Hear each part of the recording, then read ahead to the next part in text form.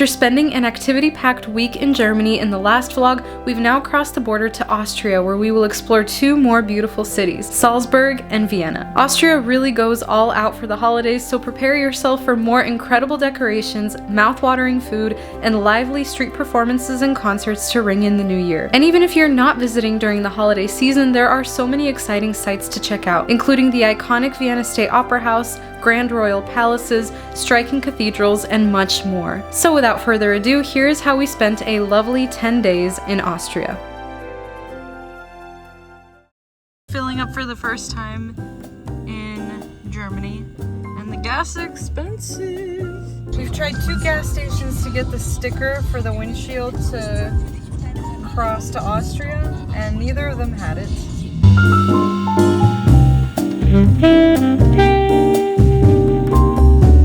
Got the sticker!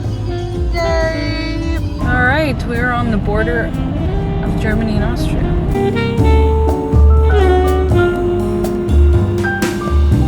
After settling in at our cozy Salzburg hotel and enjoying some of the best lattes we've ever had at Ratio Coffee, we set out on foot to the Salzburg Christmas market. On our walk, we enjoyed beautiful decorations and holiday lights, and the city itself was interestingly unique, with narrow, picturesque streets lined with all kinds of local shops. There was something so lovely about the warm twinkle lights strung over market booths, and about the way people were happily milling around with umbrellas over their heads, completely immersed in the holiday atmosphere and without a care in the world. A Christmas market would not be complete without mountains of sweets and fun handmade gifts like amusingly shaped soaps, intricate snow globes of all shapes and sizes, and handmade watches and jewelry. With selections like these, it's not hard to find something special for everyone on your list.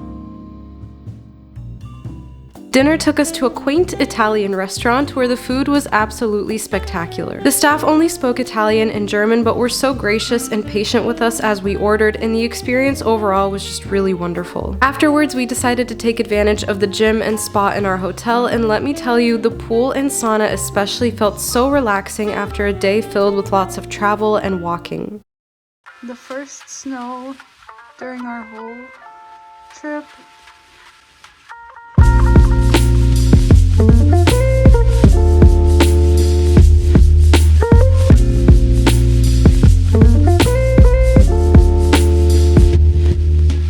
Though the snow quickly turned to rain, that didn't stop us from exploring the city during our first full day in Salzburg. With umbrellas in hand, we headed to Mirabell Palace, a castle built in 1606 that is popular for its lovely gardens, which are especially beautiful in the spring and summer. Salzburg is famously hailed as a city of music, as it was not only the filming location of The Sound of Music, but also the city in which Mozart was born. You can visit his birthplace, which stands out as a bright yellow building and houses a museum inside. The Salzburg Cathedral is close by, a jaw-dropping 17th century Baroque church where Mozart performed every Sunday during the final few years of his life. Of all the churches we've seen previously during our time in Germany, this one was definitely a standout both in size and design. There are 5 organs inside, and luckily we came in at just the right time to enjoy a live performance.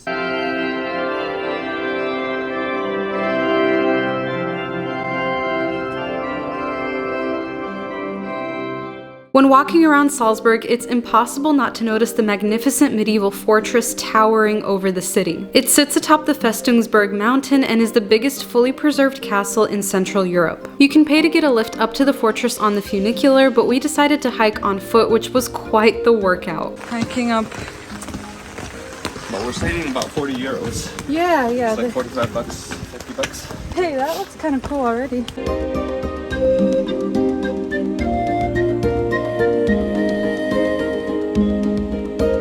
The panoramic views of the city and mountains up here are unmatched. It was truly like looking out at a landscape from a medieval storybook. The museums inside are also very interesting and certainly worth walking through. I especially enjoyed looking through the exhibits that displayed what various aspects of daily life looked like during the Middle Ages, things like what kind of cookware was used and what sort of meals were typically made. After getting a quick bite at the castle Christmas market, we made our way up to the highest point of the fortress. Just when we thought the views couldn't get any better, they most certainly did. Braving the intense wind up here was worth it to see the striking Salzburg scenery. Saturday evening was a night of delicious coffee, food, and desserts, kicked off by an aforementioned coffee shop that has quickly become our local favorite. Next, we had to try a famous Austrian dessert called a Mozartkugel. Trying this Mozart chocolate. Let's see it again. Oh, okay. This cafe makes them homemade. So it's one of the few bakeries or cafes that make them homemade in Salzburg. That's what it looks like. They call it a Mozart something candy. Oh. Oh wow. That's cool. There was another cafe not too far from the Mozartkugel confectionery that caught our eye the day before, where we continued to indulge our sweet tooth by trying warm, tasty crepes with ice cream scooped on top.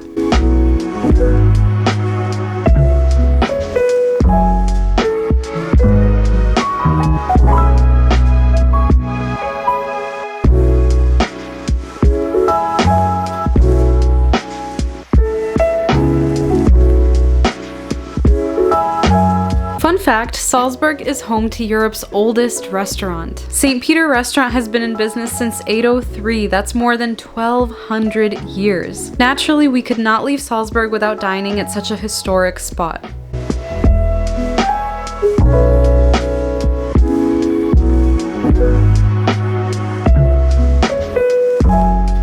Okay, what do we have here? You don't like No, it? it's Oh, okay. It's a beef stew with a cheese dumpling.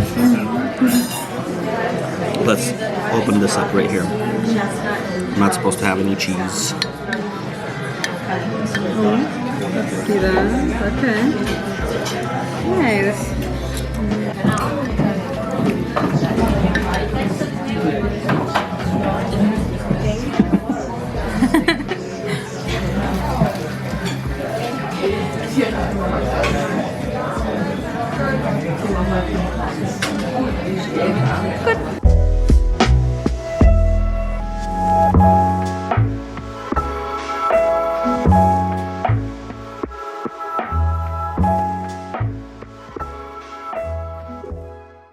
We leave Salzburg today. It's been a really nice time here. We both wouldn't mind staying an extra day, but it's time to move on. So we just had breakfast, taking our last stroll through the city before we take the train to Vienna.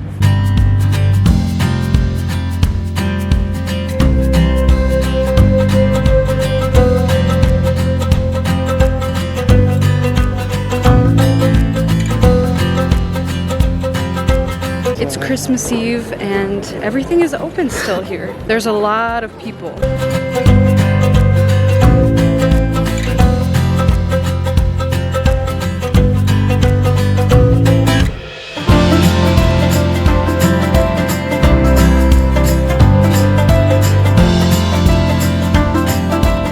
We are in Vienna. Our train was on time, thankfully, and we are now with all of our stuff. We barely made it to the train. Oh yeah, we did. We barely made it to the train. It was very stressful, but we made it, and here we are. Now we are going to try to find a taxi. We're 20 minutes to our hotel, and it is Christmas Eve.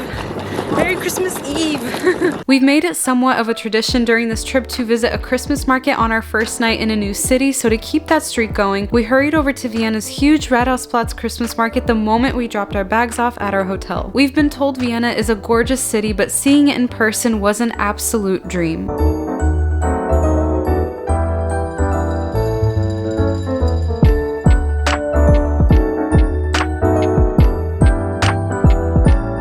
This main Christmas market in Vienna is so huge and so crowded. It's really beautiful, but it is a little bit hard to make your way through the crowds.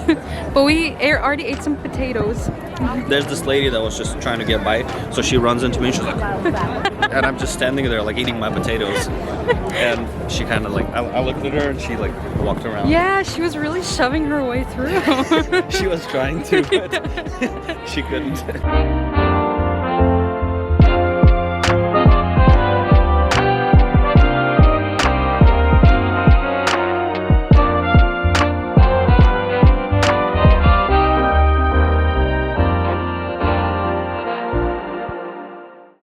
Last night at the Christmas market, there was an extremely long line for langosh, a crispy, deep-fried flatbread with a variety of topping options. It looked so good, but we decided to come back for them this morning to avoid the huge line. As expected, it was very delicious. However, langosh is not really a breakfast food, so onward we went in search of a cafe. As we walked through the city, we came across Demmel, a famous Viennese cafe and pastry shop. Though we were able to avoid a line for the langosh, we quickly learned that Demmel has long lines at all hours of the day. Luckily, we noticed that there was a separate window with shorter lines for takeaway orders, where you could order pancakes with plum compote and punch or hot chocolate. Though it was a simple breakfast, both the hot chocolate and the pancakes we got were absolutely top notch. That's really good. I thought it would be soggy, but it's not. You can walk around Vienna for hours and continue coming across tons of beautiful buildings and architecture, but today our walk brought us to Hofburg Palace. This palace was the former 13th century residence of the Habsburg dynasty in Austria. There are a couple of remarkable museums near Hofburg as well, but we'll save that for another day. In between the two popular museums over here is a public square where we were pleased to find another less crowded Christmas market.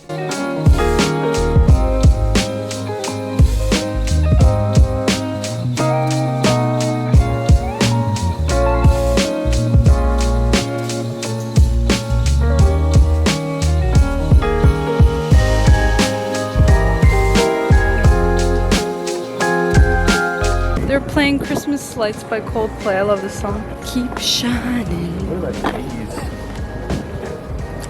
That lady got cheese.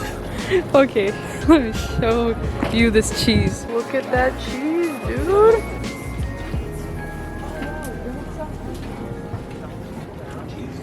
Seeing Vienna's festive decorations on Christmas Day was such a wonderful experience, and I especially loved this extravagant bow that drew adoring crowds of people, some of which were willing to step into oncoming traffic to get a photo on the crosswalk in front of the giant decoration. We weren't quite willing to take it that far, but we did snap a selfie ourselves where you can kind of see just how many people were gathered there. For lunch, we visited Gerstner, another well-loved cafe/restaurant in Vienna. The interior beauty here is on another level. It really felt like dining in a palace. To be completely honest, we didn't love the coffee here, but we did enjoy dessert, especially the warm apple strudel Anton ordered.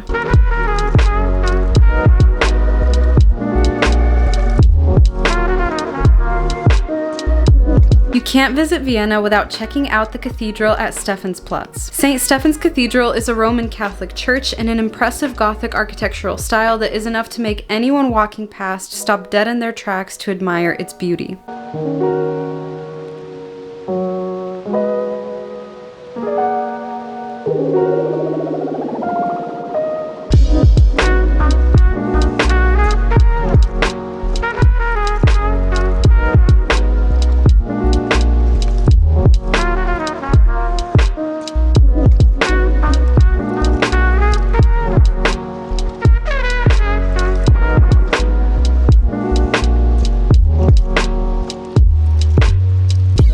Since our coffee from Gerstner earlier left a little something to be desired, we knew we had to search for another coffee spot to get our fix. Fenster Cafe might not look grand, as it is just a small coffee window in a back alley, but the coffee is very well done. Fenster is popular for its waffle cone lattes, and the chocolate coating inside the waffle cone really takes this drink to the next level.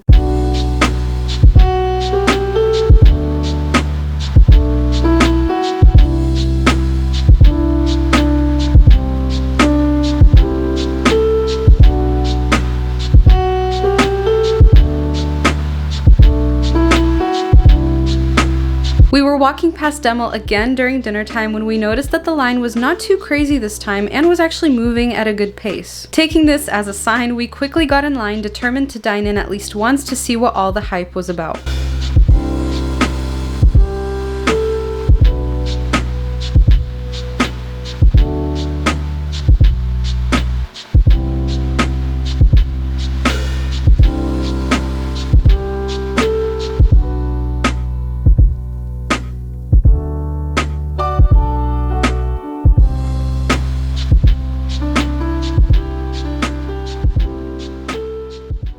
After a great dinner, our departure out of the restaurant was met with a very lively street performance that was so perfectly chaotic and fun at the same time. You truly couldn't ask for a more ideal ending to an activity-filled day in Vienna.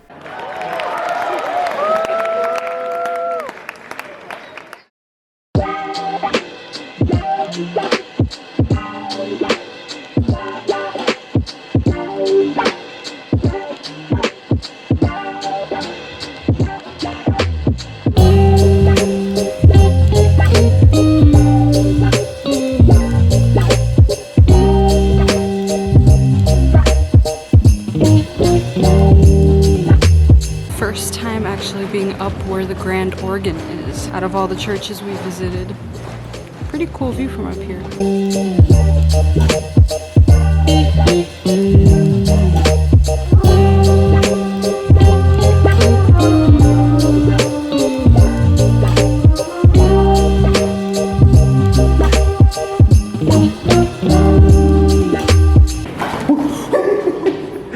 Are you okay?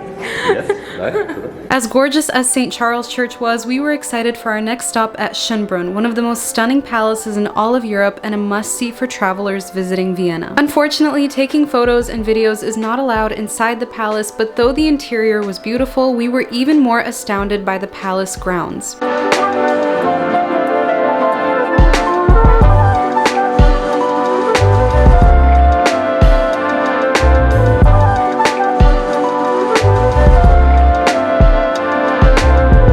Of course, a Christmas market here at Schönbrunn where we enjoyed delicious salty potato crisps. Our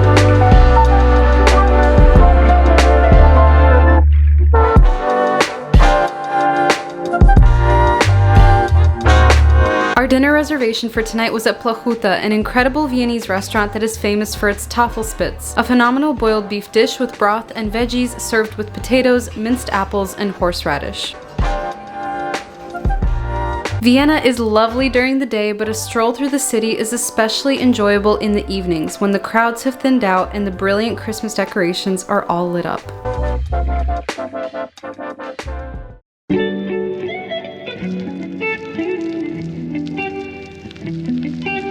We've had a takeaway breakfast at Demel, pancakes and plums and some coffee, and now we are headed to the Museum of Natural History, and it's really beautiful from the outside. Hopefully it'll be just as beautiful and interesting on the inside. Vienna's Museum of Natural History makes a fantastic first impression before you even step into the exhibits. The design and architecture of the building is mesmerizing, and there's even a restaurant here where you can truly slow down and enjoy the beauty all around you. The exhibits start with a wide selection of very cool rocks and minerals, including a display that showcases what kind of materials were used in the construction of some of the most popular buildings in Vienna.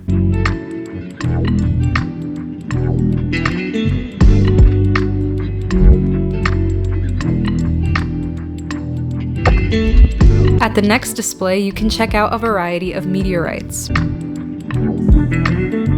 Reaching the parts of the museum with all the critters was really fun, starting with all kinds of fossils and sea creatures. In the dinosaur display, there was a large animated T-Rex that left many children both fascinated and completely freaked out.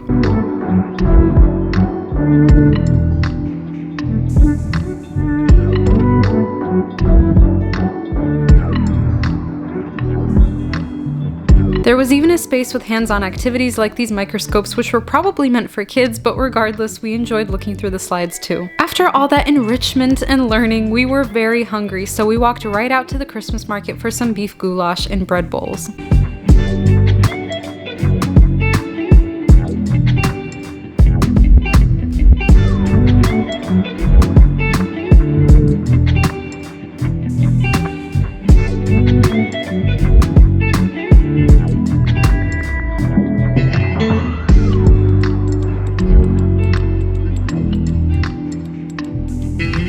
Today's weather is stunning. It's not very cold, not windy, not raining. It's just sunny and beautiful. Oh.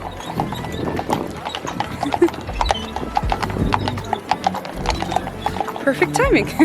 No matter how filling a meal is, it is not complete without enjoying something sweet afterwards, so we made our way back to Demel to try some pastries.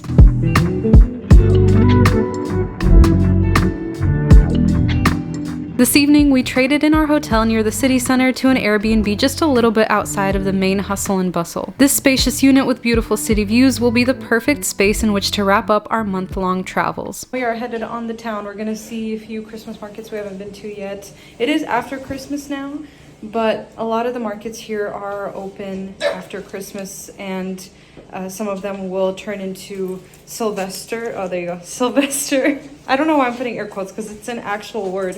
Sylvester, I believe, means New Year.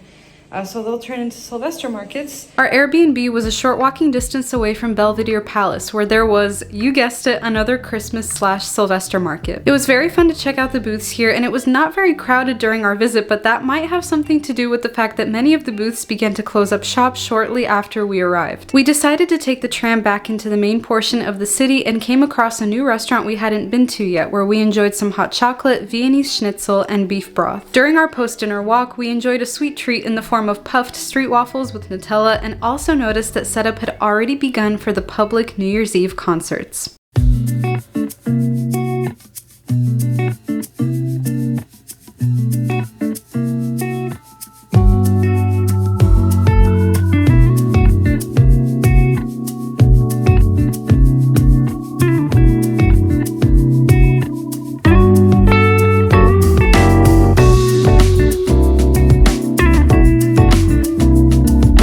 Anton thought this was the men's restroom because he thought it said the men.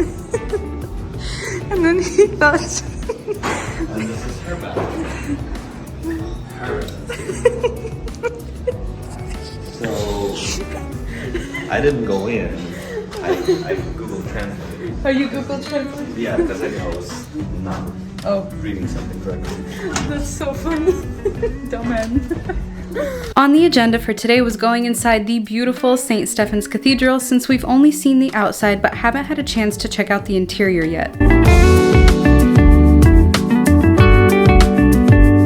So entrance into the cathedral is free, as it normally is for the cathedrals and churches here, but to go up the tower you have to pay €6 per adult.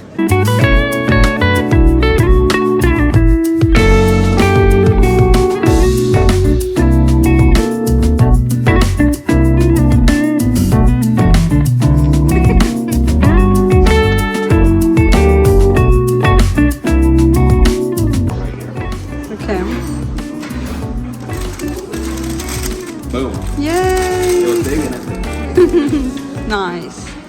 Good morning from our Airbnb. What we have on the itinerary today is very simple. We just want to see Belvedere Palace. It's a pretty close walk from our Airbnb. And we are going to have a guided tour of the Vienna State Opera, which is really cool.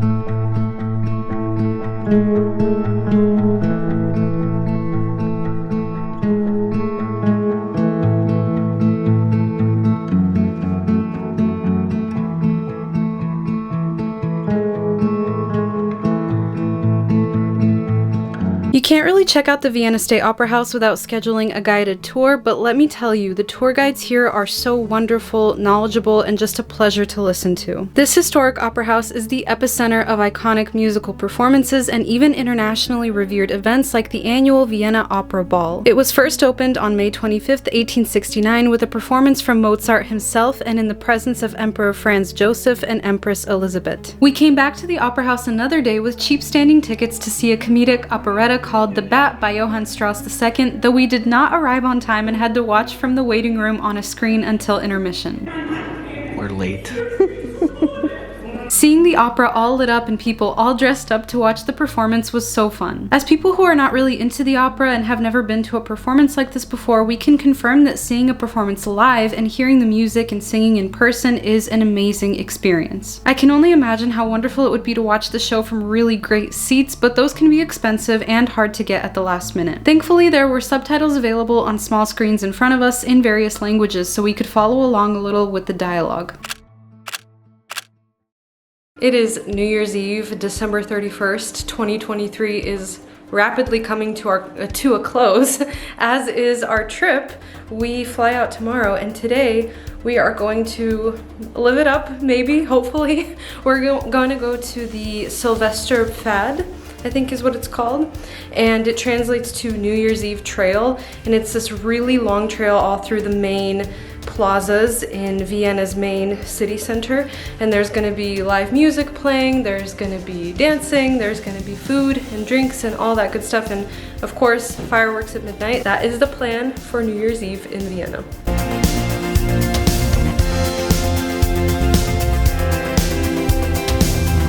So let me show you where we're at. This is where that main Christmas market was. We're a little confused. because there's a lot of people walking around, but no festivities to be seen yet. So we're on a mission. We are hunting for the festivities. Where are they? So our confusion was coming from our misconception that the New Year's path started at one specific time and went through each city square one by one, almost like a parade. The reality is that though some of the concerts start pretty early, they all start at different times, and you can go back and forth between each area all day in no particular order. Okay, I'm happy to report we found the celebrations. The first bit of action we came across was this stage where there were a couple DJs encouraging spectators to dance. What did you say about dancing? You gotta follow the squirrel and you're good. That one right there. Brief intermission for some coffee and pastries, which we felt super accomplished to get because the lines were beyond insane today. The next concert we saw was at Silvesterpfad, where the singer performed lots of her own original songs.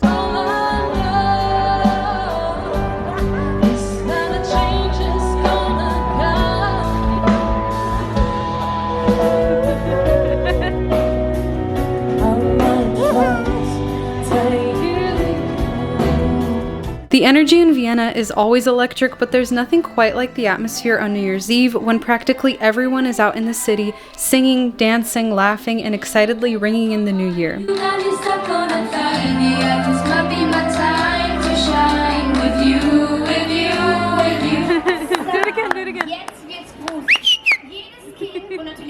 We've come back to the Airbnb to change. Can't see much because it's all black, but we are dressed fancy, we are warm. We are hoping to eat at Plahuta, even though we don't have a reservation, so fingers crossed. And then we are going to continue the New Year's festivities. The fireworks are already starting, so we've got a long night ahead. Though we couldn't get a table at the main Plahuta location we've been going to, we were so grateful to get one at a different location. Enjoying some Tafelspitz on a cold night, not to mention our last night in Vienna, felt so amazing and special. This was the Emperor's favorite dish, and that's why it became so popular. Once the sun had gone down, the atmosphere shifted even further into party mode with lots of upbeat music, bright flashing lights, and even larger crowds than there were during the day. Silvesterpfad 2023-24. Maybe I'm simply unaware, but we don't have many massive, free, public festivities like this going on in the United States, besides maybe in New York. It was so lively and so much fun to be a part of. 25 minutes until New Year's, and we've hunkered down by this tree. 7, 6, 5, 4, 3, 2, 1.